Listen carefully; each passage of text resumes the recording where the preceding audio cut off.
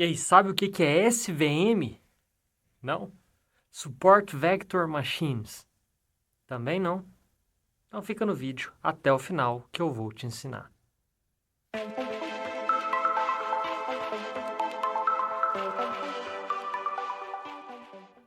Olá, meus queridos alunos, vocês estão bom, né? Hoje nós vamos falar de SVM, ou Support Vector Machine. Vou dar uma visão geral para vocês, vou falar do objetivo da teoria de aprendizagem estatística, explicar como que é o SVM linear, vetores de suporte, os tipos e depois a gente vai para um SVM não linear. Então, notem que, de novo, a gente está falando de um problema ser linear ou uma solução ser linear ou não.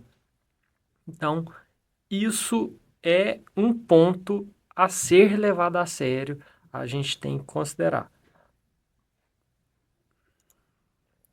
Bom, o SVM ele foi proposto por Kortz e Vampnik em 1995 em um artigo denominado Support Vector Networks.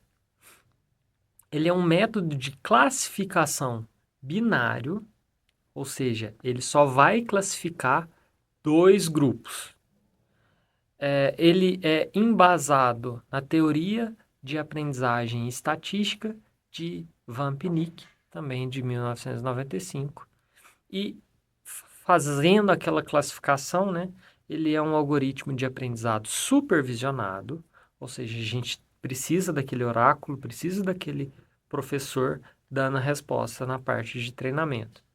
Ele é utilizado apenas para classificação, então apenas classificação, regressão não, e ele é determinístico, ou seja, quando a gente roda ele, dada a mesma entrada, a gente terá a mesma saída. O que é a teoria, o objetivo da teoria de aprendizagem estatística?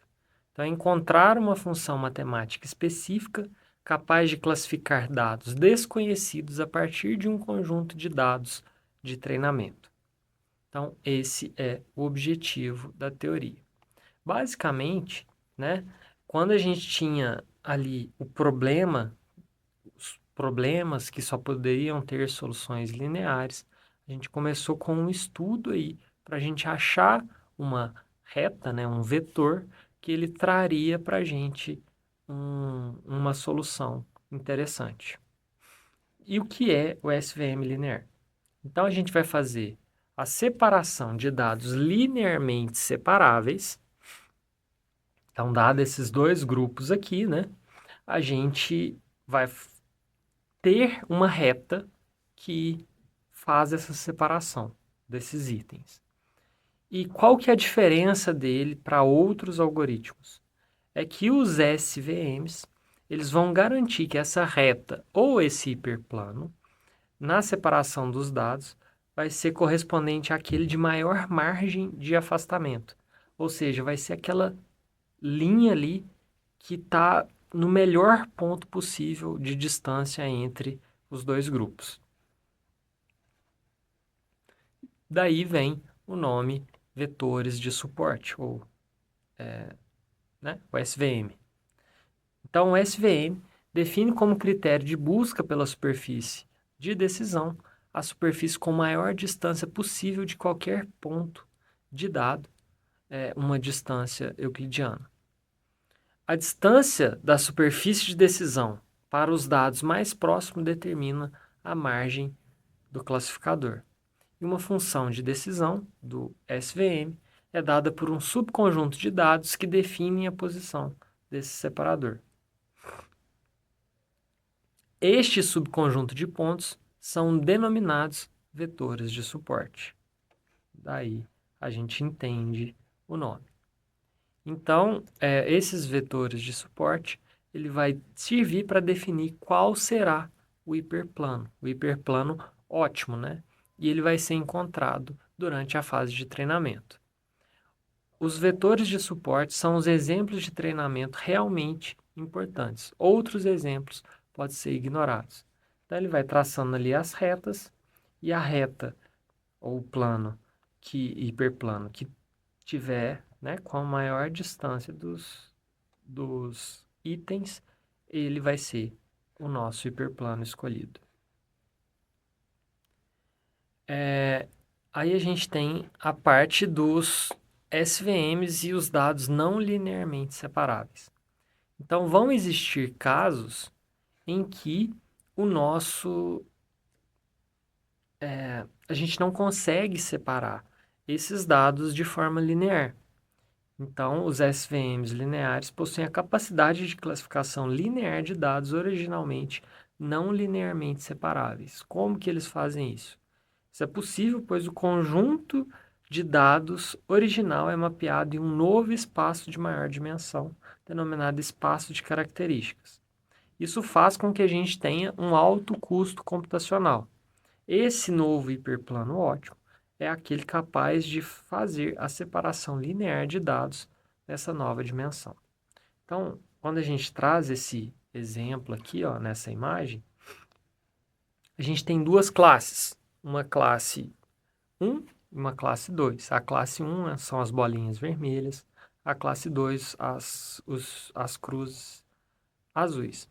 Então, quando a gente olha para esses dados, não tem como a gente traçar uma reta e a gente consegue fazer uma divisão desses dados.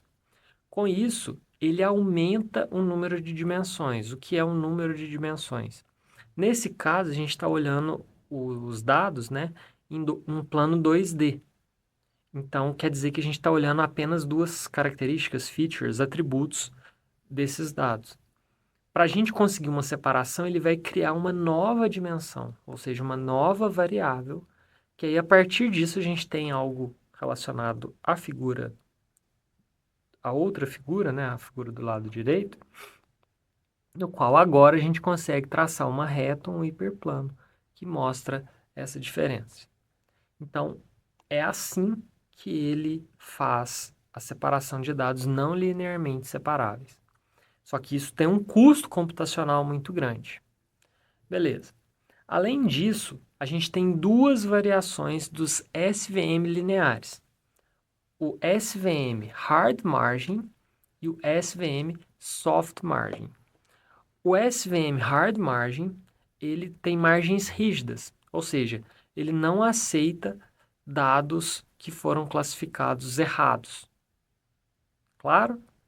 E o Soft Margin, ele tem as margens suaves, que isso significa que ele vai trazer para a gente, ele vai tolerar em uma reta, né, alguns itens ali, algumas instâncias que foram classificadas de forma errônea. Por que que ele faz isso?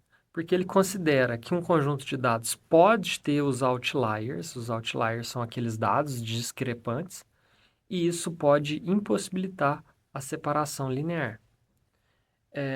E com isso eles conseguiram, né, uma modificação do SVM que permite a existência de erros no conjunto de dados de treinamento, que são os nossos soft margin.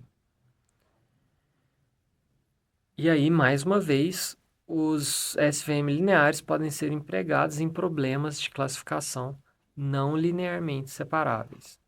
Então, nesse caso aqui, ó, da imagem, a gente tem ali a nossa linha principal ali no meio e a gente faz o ajuste, mesmo que tenha alguma classificação errônea. A gente ainda assim considera que essa é uma boa classificação. E aí, não satisfeito, vendo que não eram todos os casos que eram atendidos, a gente veio, né, o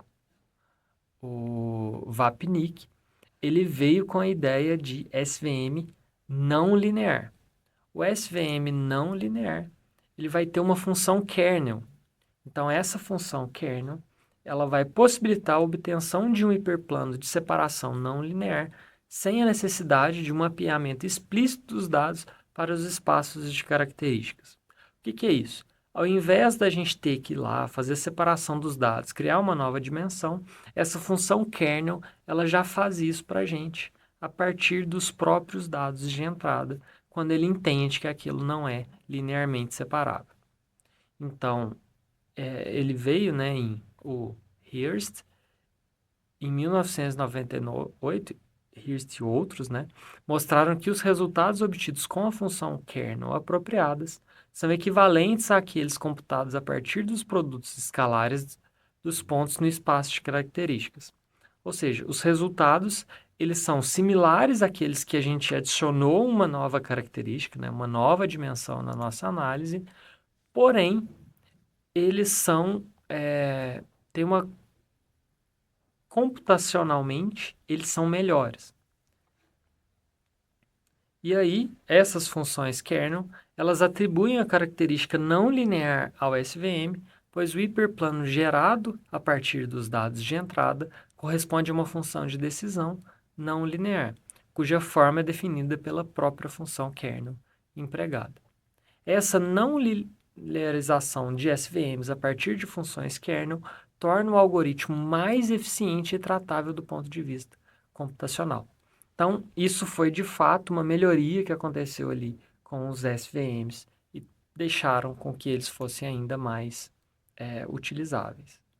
Aí a gente tem também o produto escalar, né? Como que é feito? Essas funções kernels, elas são capazes de calcular o produto escalar entre os pontos no espaço de características e a partir dos pontos provenientes do espaço de entrada de Herbridge. Então, a utilização de SVMs com funções kernel simplifica e adiciona não linearidade ao modelo sem diminuir a capacidade classificatória. Dados os algoritmos, né, as funções kernel mais utilizadas, a gente tem a polinomial, a RBF, que vem de Radial Basis Function, uma função gaussiana, e a tangente hiperbólica. Trazendo de forma visual, né, o SVM ele continua fazendo a classificação binária e para utilizar o SVM para classificar múltiplas classes é necessário transformar o problema multiclasses em vários problemas de classes binárias. Por exemplo, se a gente tem as classes A, B e C, primeiro a gente vai fazer uma classificação de A contra B e C, depois de B contra A e C, depois de C contra A e B, e aí a gente tem o resultado vai ser a combinação desses resultados de subconjuntos aí.